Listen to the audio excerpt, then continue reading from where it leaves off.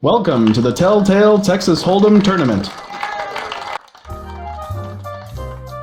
Here we have Telltale Texas Hold'em, starring Harry Winehead, Boris Crinkle, Ted Dudebro, and Grandma Shaky as the players' competition.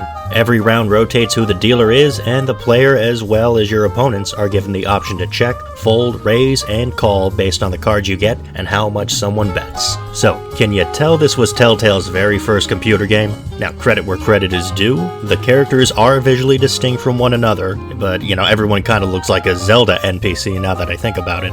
The characterization of each person here isn't exactly anything to write home about. They all just come off as sarcastic and cynical, throwing playful and sometimes hurtful insults around. Theodore, you remind me of my third husband. Isn't he dead? Well, that is his best quality.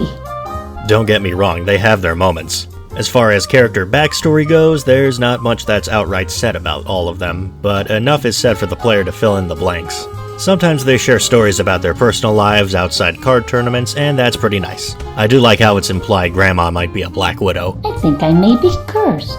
Maybe it's your dead husband's coming back to haunt you for killing. Shut up, Ted. There are a couple minor things that I feel could have been easily fixed before this game launched. For starters, I wish I could see how much money each competitor has, just to get an idea of how close you are to eliminating them. My only regret is that I wasn't able to extract more of your money. Also, the background music comes and goes whenever it feels like it, leaving some awkward silence in between rounds, like it's either there or it isn't. The music is fine, just a little bit too stock soundy. Even the recording equipment the dev team used doesn't sound too polished. The player has two pair. If you're rusty on how to play, there's this little refresher booklet you can look at written by this fictional poker guru, Artie Flopshark. You never see Artie, but he's brought up by Harry, who claims to have studied under him prior to entering the tournament. The booklet is actually kind of fun to read. It has a real tongue-in-cheek way of how it explains poker.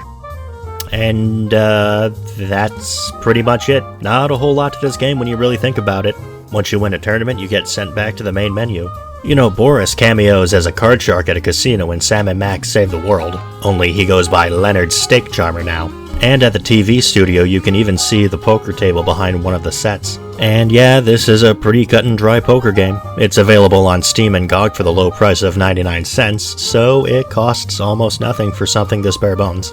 I really couldn't personally recommend it since the entertainment value is so minimal, and there are much better alternatives out there. Or at least there were.